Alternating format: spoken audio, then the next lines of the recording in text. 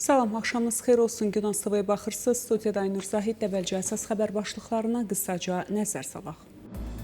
Məhbus milli fəallar barədə ailələrinə məlumat verilmir. Müştəbə Xamneyi bu vaxta qədər gizlənəcək. Bir neçə şəhərdə ardıcıl partlayışlar baş verdi. Bəhreyndə hava həyəcanı siqnalları işə düşdü. ABŞ-nin İrana son hücumu, ölən və yaralananların sayı açıqlandı. İndi isə daha ətraflı. Ötən ayın sonlarında Ərdəbil və Xiyav şəhərlərində həbs edilən milli fəallar Siyamək Mirzayi, Əli Vasiqi və Əsgər Əkbərzadənin vəziyyəti və ittihamları barədə ailələrinə məlumat verilmir. Bu barədə fəalların ailələrinə yaxın mənbələr məlumat yayıb.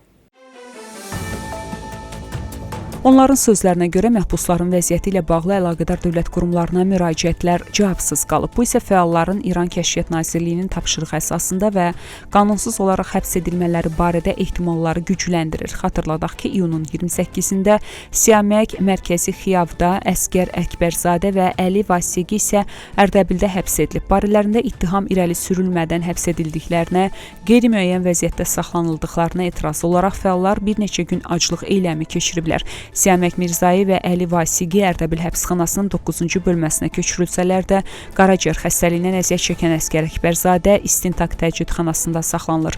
Hər üç fəal bundan əvvəl də dinc fəaliyyətlərinə görə həbs ediliblər. İranın Kərəc şəhərinin Qızılhisar həbsxanasında 6-cı gündükü aclıq eyləmi keçirən məhbuslardan bir neçəsinin vəziyyəti ağırlaşıb. Bu barədə İnsan Haqları Təşkilatları məlumat yayıb. Məlumata görə məhbusların bir neçəsinin təzyiqi düşüb, sağlamlıq vəziyyətlərində problemlər meydana gəlib. Bildirilib ki, həbsxana rəhbərlərinin tapşırığı əsasında vəziyyəti pisləşən məhbuslara tibbi xidmətlər göstərilir.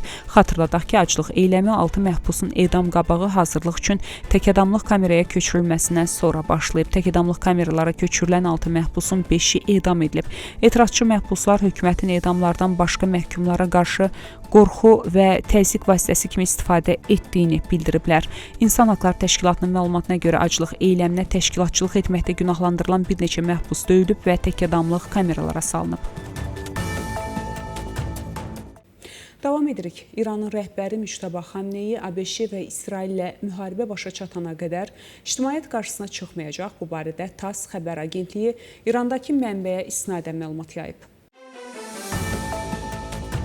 Mənbənin sözlərinə görə təhlükəsizliklə bağlı vəziyyət normallaşdıqdan sonra Xamneyi ictimaiyyət qarşısına çıxacaq. Məlumatın yayılmasından sonra sosial şəbəkədə İranlıların Xamneyinin həyatda olub-olmaması barədə müzakirələri yenidən artıb.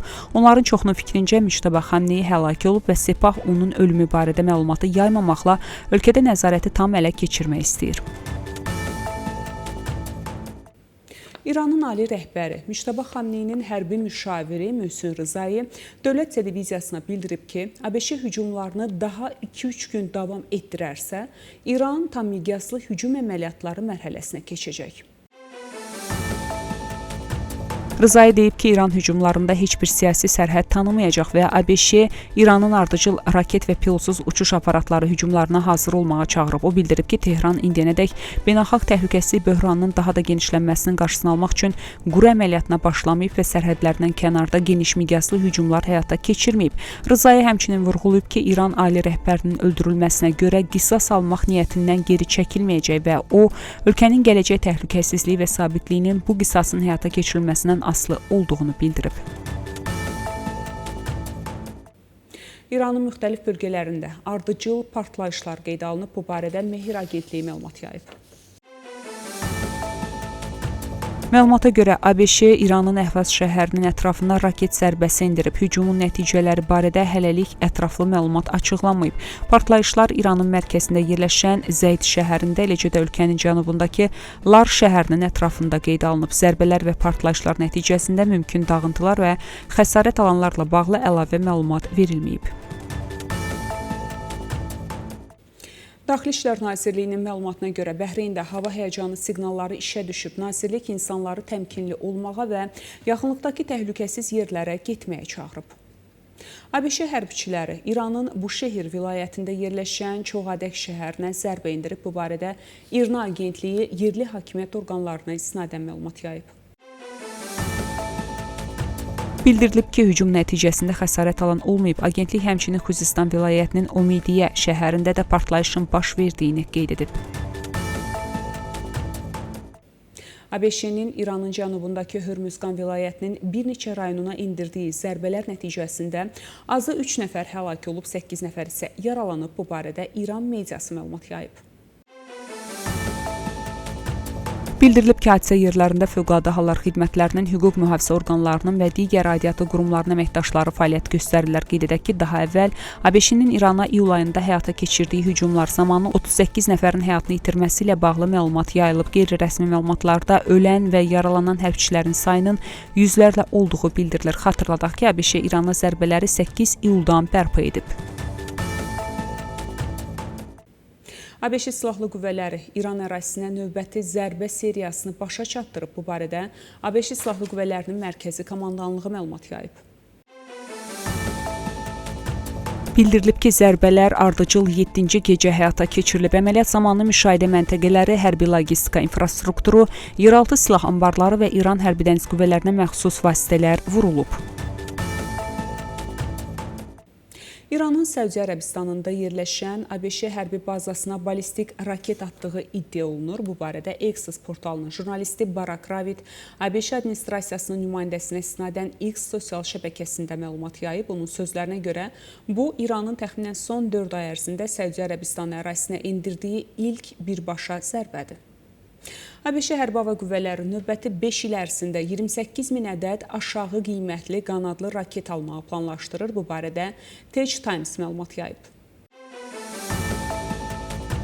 Bildirilib ki, ABŞ Müdafiə Nazirliyi iyulun 15-də Induril Industries, Co-Aspire və Zone 5 texnologiyası şirkətləri ilə çərçivə sazişləri imzalayıb. Məlumata görə müqavilələr ABŞ Hərbi Hava Qüvvələrinin proqramı çərçivəsində bağlanıb. Hər bir raketin təxminən 218 min ABŞ dollarına başa gəlməsi nəzərdə tutulur. Qeyd olunub ki, 7 illik sabit qiymətli müqavilələrin icrası Konqresin maliyyə ayırmalarından və sınaqların uğurla başa çatmasından asılı olacaq.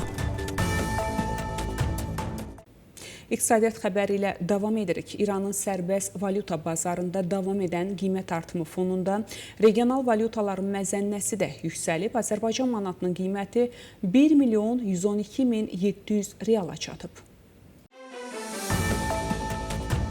Sərbəst bazarda açıqlanan son məzənnələrə əsasən Türkiyə lirəsi isə 40.450 realdan satılıb. Bu artım son günlər bölgədə hərbi gərginliyin davam etməsi fonunda İranın valyuta bazarında müşahidə olunan bahalaşma ilə eyni vaxtda təsadüf edir. Son həftələr İranın valyuta bazarı siyasi və təhlükəsizlik hadisələrinin təsiri altında ciddi dalğalanmalar yaşayıb. Nəticədə ABŞ dolları, avro, funt sterling, Azərbaycan manatı və Türkiyə lirəsi də daxil olmaqla xarici valyutaların məzənnəsində artım qeydə alınıb. Belə hörmətli tamaşaçılar, bu saata çatdıracağım əsas xəbərlər bunlar idi. Görüşmək ümidi ilə salamat qalın.